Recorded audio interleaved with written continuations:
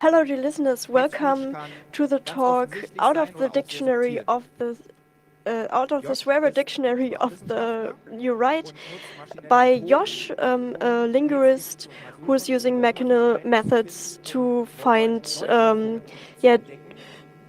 out about hate speech. Your interpreters are Katie and Miss Sensei. We'd be very grateful for feedback. Yeah, we will see what right political currents are doing to make people think their way. Welcome to Josh. Thank you. Good evening. My name is Josh. I'm a paid ruminant of propaganda rubbish in the area of blah blah science at a highly criminal, completely down-minded sponsor in a city in Orientalistan. I'm a hacking yes-sayer, long active in the bloody hacker's nest in the city of the movement.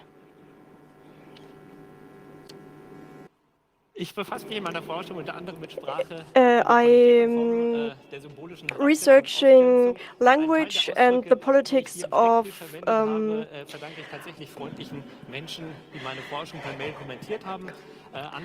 a lot of these words, terms I've just used in my introduction, I've got via email, and some I've also interpreted myself. So a little bit of a manual for this lecture.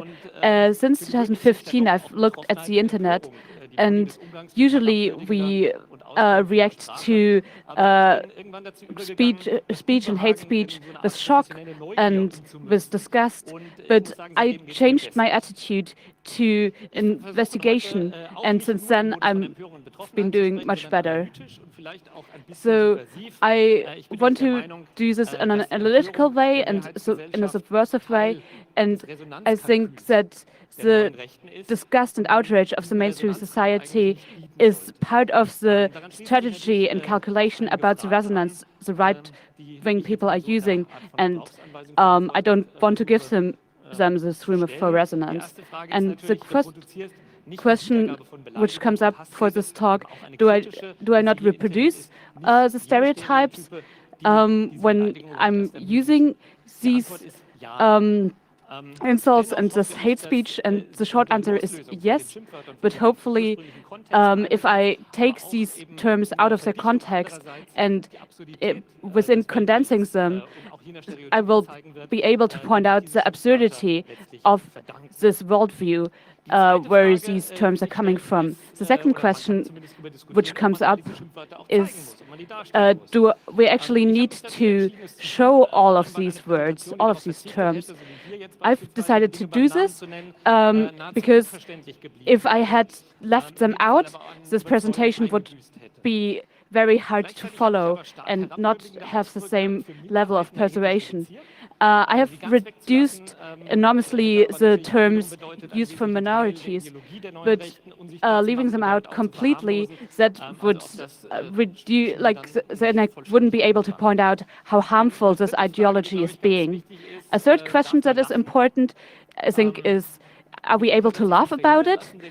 First of all, I don't think it's possible to completely avoid this, because the terms the right-wing people come up are very comical. And on the other side, I think laughing can be a way to subvert this strategy of the new right they are trying to follow with these terms. And at the same time, this ideology is against our legal system and has high consequences. So what methods did I use to investigate this language? So the first question is, who is the new right? And with formulating this speech, and also when I titled the speech, I said neue Rechte, new right, and I didn't capitalize it because I'm not using the academic term, because where it's capitalized and reference that, where it's movement which formed in the 1960s or started in the 1960s, which is intellectual right-wing extremism, or maybe the area between neoconservatism and new and right extremism. And I also think other terms might not fit perfectly because that doesn't apply to the online world precisely. And so we're looking at topai, so statements that look that reference each other and show up again and again. And these topics we are looking at is anti-feminism, racism, discrimination of all types of minorities. None of this is new for the new right, and what is new about this is how popular it is and how much reach it has, which has been increased since 2015. And at the same time, it's not only my personal point of view, but I wanted to look at the inner view from those who are looking at themselves. So I have this hit parade from upper blocks, and this statistic is according to numbers which from the was done by a web tracker. And from these blogs and news pages, the yellow highlights, the yellow highlighted ones, is the ones I scraped and looked at their comments. And yeah, it just goes down. There are coming a couple more. And there's a couple more which aren't showing up here. And anonymous news, for example, or compact, their websites.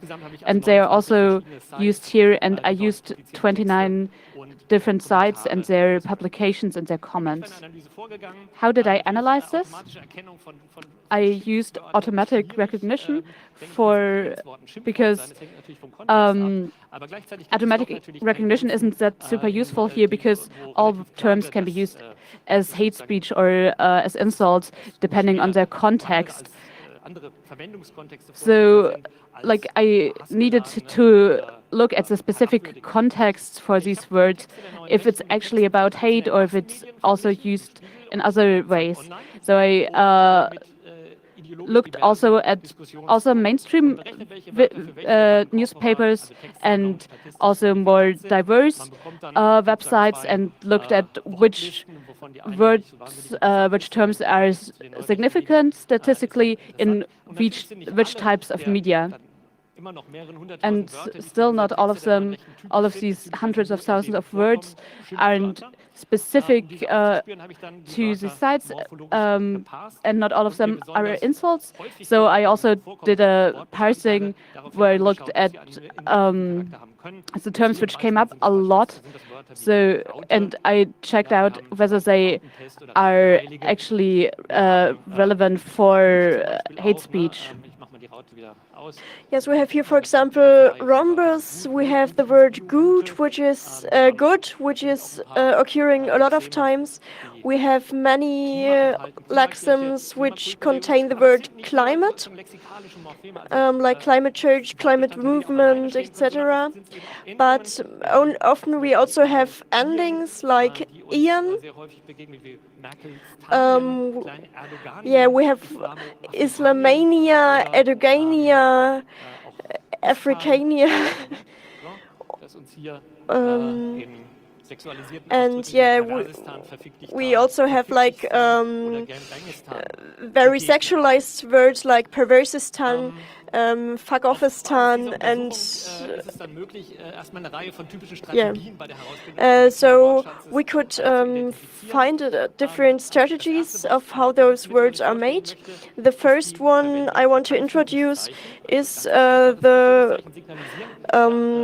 use of quotation marks. Quotation marks to show a distance from what the word actually means. For example, here we have about Claudia Roth the word conceited Trudy, and the word the word educated, which is in hyphens, in quotation marks, sorry. We have the same sometimes in the word CDU, which is the name of a German party. So, for example, with the C, where they doubt the Christianity, and the D, where they doubt the democracy, and sometimes even they doubt that it is a union, and also put quotation marks on the U. Another grammatic medium of making words is putting different parts of a word in capital letters. Here you find part of the word government in capital letters. Here they find in the words of receiver of elementary a typical Arabic first name, which is Ali. Here we see the name of a German politician, Roth, in the name or brain prosthesis, and here we have also the CDU highlighted in something called Ugel Germany hater. Another grammatic medium of making words are stars or points, which are there instead of certain letters. So often there are as many stars as letters that are not written.